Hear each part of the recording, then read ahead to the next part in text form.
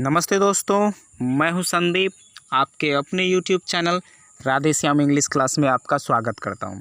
जैसा कि पिछले कई वीडियोस में हम लोग बड़ा ही interesting chapter sweetest love I do not go के विषय में जान रहे थे। हम लोगों ने इस चैप्टर के समरी को देखा, शॉर्ट टाइप क्वेश्चन आंसर्स को देखा। अब वीडियो के इस सेशन में हम लोग उससे रिलेटेड जितने सारे इम्पोर्टेंट क्वेश्चन हैं जो अब तक के बोर्ड एग्ज़ाम में पूछा गया है, उन सारे ऑब्जेक्टिव क्वेश्चंस को देखने के लिए जा रहे हैं।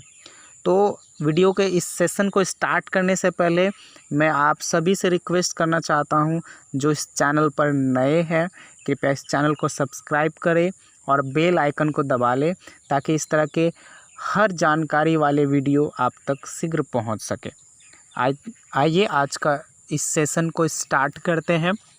इस सेशन को स्टार्ट करने से पहले हम लोग छोटा सा रोमांटिक जोक सुनते हैं, क्योंकि ये बड़ा ही रोमांटिक चैप्टर है, इसलिए हम लोग एक छोटा सा रोमांटिक जोक्स को सुनेंगे। क्योंकि अभी हमारा देश बहुत ही बड़ी महामारी कोरोना जैसे महामारी से जूझ रहा है, सभी लोग परेशान हैं। हमारी इस छोटी सी कोशिश के माध्यम से हो सके आपके चेहरे पे थोड़ी सी मुस्कान आ जाए। तो मैं शुरू करता हूँ कि एक बार जो है एक कॉलेज वाले ने एक टूर का व्यवस्था करता है। तो उस टूर में कंडीशन होता है कि जितने बॉयज़ होंगे उतने ही नंबर्स में गर्ल्स भी होंगी, ठीक है। तो सारे लोग मिल करके टूर का आयोजन करता है और फिर वो लोग टूर के लिए एक हिली एरिया में चला जाता है। वहाँ पर पहुँच करके सारे लोगों को इंस्ट्रक्शन दिया जाता है कि आप अपनी मर्ज़ी से जहाँ चाहे घूमें, लेकिन एक एग्जैक्ट टाइम शाम 6 बजे तक आप लोगों को यहाँ तक पहुँच जाना है। तो सारे लोग क्या होते हैं, घूमने के लिए निकल जाते हैं। तो फिर सारे लोग घूमते हैं, सेल्फीज़ वगैरह लेते हैं, बहुत ही ज़्यादा एंजॉय करते हैं। उसके बाद जब दिन ढल जाती है सारे लोग वापस आ जाते हैं और फिर बस वहाँ से क्या हो जाती है, निकल जाती है। लेकिन इसी बीच एक लड़का और एक लड़की जो कि घूमते हुए बहुत दूर निकल जाते हैं, बहुत आगे निकल जाते हैं, उन लोगों को बस स्टॉप तक आने में बहुत लेट हो जाती है और वो लोग वहीं छूट जाते हैं, बस निकल जाती है। अब शाम हो चुकी है, अगल बगल कोई लोग नहीं रहते हैं, तो इन लोगों को बड़ा ही टेंशन होने लगी कि अब हम लोग क्या करेंगे। तो लड़के के पास जो है क्या होता है कि रात को बिताने के लिए उनके पास कुछ साधन होता है, उनका खुद का व्यवस्था होता है। तो वो लोग डिसाइड करता है कि हम लोग रात यहीं बिताएंगे और सुबह होते ही फिर हम लोग पास के गांव में जाएंगे और फिर वहां से घर जाने का कोई व्यवस्था करेंगे। तो फिर ये लोग डिसाइड करता है, वहीं पे सो जाता है। तो कंडीशन है कि इनके पास एक ही बेड होता है जो लड़के का पास होता है और उनके पास एक ही तकिया होता है। बेड तो मैनेज कर लेता है, लेकिन तकिया अब कौन रखे, तो लड़का रखेगा या फिर लड़की रखेगी। इस समस्या में वो दोनों मिलकर डिसाइड करता है इस तकिए को बीच में रख लेते हैं, ठीक है। तकिए के एक तरफ लड़का और दूसरी तरफ लड़की और सो जाता है, ठीक है। और सुबह अर्ली मॉर्निंग लड़के की नींद खुलती है और वो उठता है, लड़की को उठाता है कि अरे यार जगो, बहुत सारा पहाड़ पार करके हम लोगों को गाँव जाना पड़ेगा, ठीक है। तो लड़की बहुत ही गुस्से से और नाराज़गी भरे स्वर में कहती है, ध्यान से सुनिएगा, कि जब वो लड़का उनको जगाता है कि अरे चलो बहुत सारा पहाड़ पार करके गांव जाना है, तो लड़की बड़े ही नाराज़गी और गुस्से में कहती, चलो हटो, रात भर में तुम एक तकिया नहीं पार कर पाए तो पहाड़ क्या खाक पार करोगे। तो ये एक छोटा सा जोक था, है ना। आई होप कि आपको अच्छा लगा होगा। चलिए आज का इस सेशन को स्टार्ट करते हैं, ऑब्जेक्टिव का सेशन को। आपका पहला क्वेश्चन है, sweetest love I do not go is written by dash. Sweetest love I do not go किन के द्वारा लिखा गया है। पहला ऑप्शन है Walt Whitman, W.H. Auden, John Donne, T.S. Eliot. तो आपको पता है कि sweetest love I do not go John Donne ने लिखा है, तो ऑप्शन सी करेक्ट हो जाएगा। नेक्स्ट क्वेश्चन है आपका, John Donne was a dash writer by birth. John Donne जन्म से किस प्रकार के राइटर थे। तो ऑप्शन में है आपका अमेरिकन, ब्रिटिश, ऑस्ट्रेलियन, अफ्रीकन। जैसा कि आपको पता है कि जॉन डन का जन्म जो है लंदन इंग्लैंड में हुआ था। इंग्लैंड को ही हम लोग ब्रिटिश और ब्रिटेन के नाम से जानते हैं। तो ऑप्शन बी सही हो जाएगा। John Donne was a British writer by birth. Next question है आपका question number 3। John Donne was the pioneer of dash poem. Pioneer मतलब होता है अग्रदूत, अगुआ। तो जॉन डन जो है डैश कविता के अग्रदूत थे।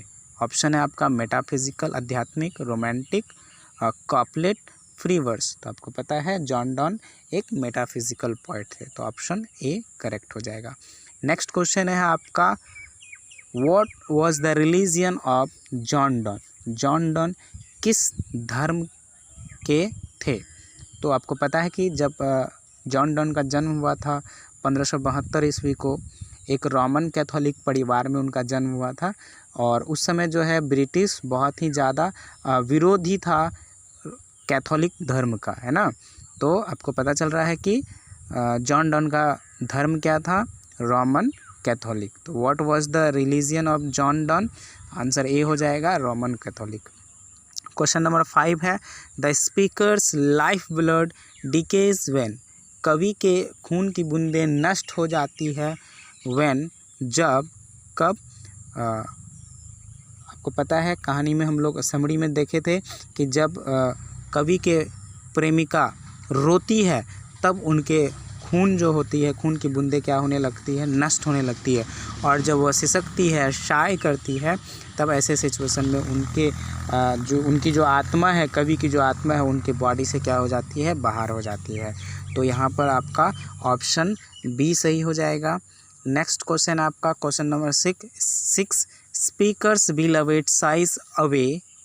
तो स्पीकर की प्रेमिका दूर कर देती है किसको, तो सोल को, आत्मा को, कवि के शरीर से। ऑप्शन सी करेक्ट हो जाएगा।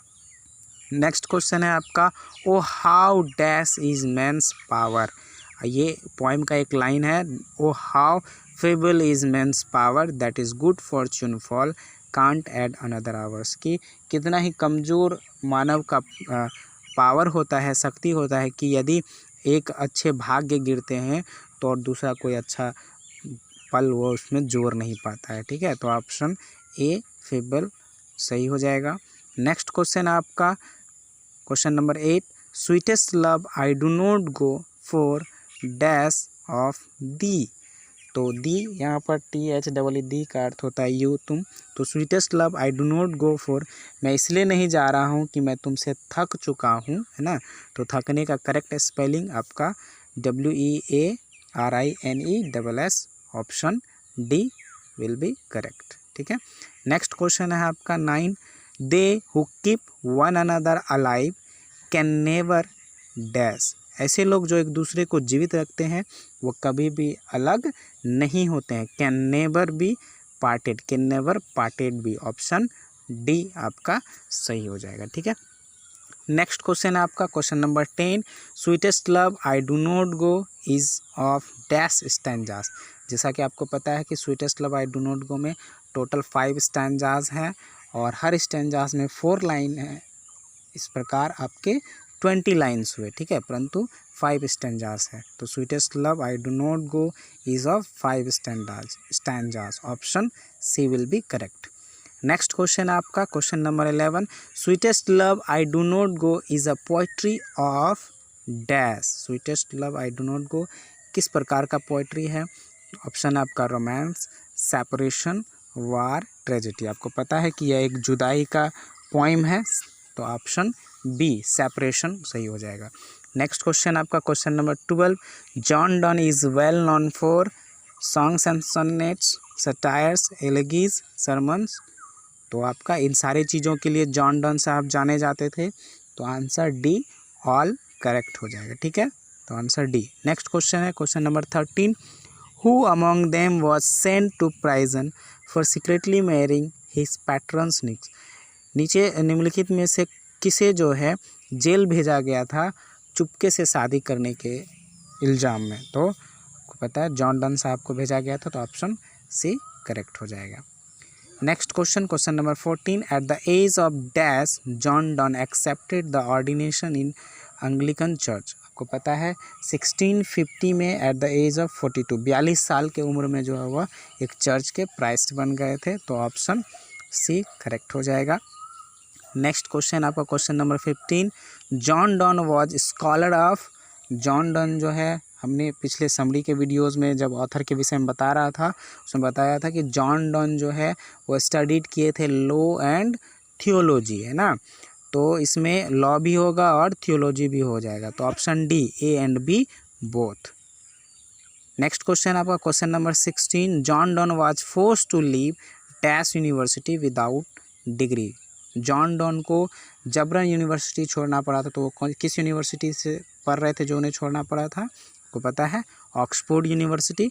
ऑप्शन डी करेक्ट हो जाएगा।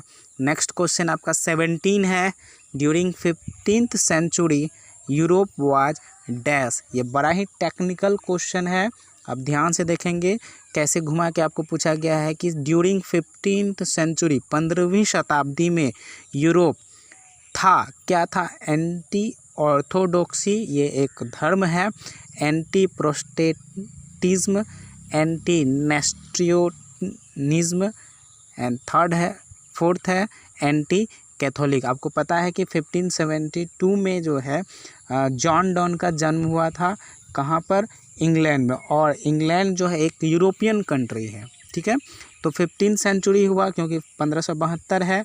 तो 15वीं शताब्दी में जो है यूरोप मतलब इंग्लैंड किसके विरोधी थे? तो वह कैथोलिक धर्म के विरोधी थे, है ना।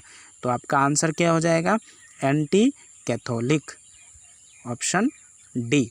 नेक्स्ट क्वेश्चन आपका question number 18, sweetest love I do not go has been addressed dash. Sweetest love I do not go जो पोइम है वो किसको संबोधित किया गया है? एड्रेस्ड। तो कवि इसमें अपने प्रेमिका, अपनी पत्नी के लिए लिखते हैं। तो ऑप्शन सी हो जाएगा आपका, डॉन्स वाइफ, ठीक है। नेक्स्ट क्वेश्चन है आपका question number 19, John Donne feels that a dash is very hopeless.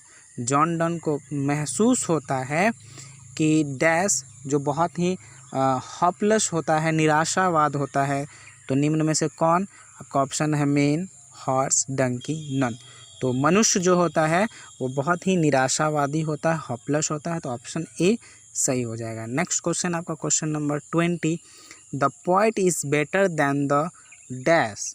कवि किससे बेहतर है? आप जब पोएम पढ़ेंगे तो उसमें कवि अपनी तुलना सूर्य से करते हुए कहते हैं अपने प्रेमिका को कि जैसे देखो सूर्य सुबह शाम में निकलती है फिर सुबह वापस पहुंच जाती है, उसी प्रकार मैं भी, जबकि सूर्य के पास कोई डिज़ायर भी नहीं है परंतु मेरे पास तो इच्छा है, तुम्हारी इच्छा है ना। तो सन से अपने आप को बेटर बताते हैं। तो ऑप्शन ए सही हो जाएगा आपका, ठीक है।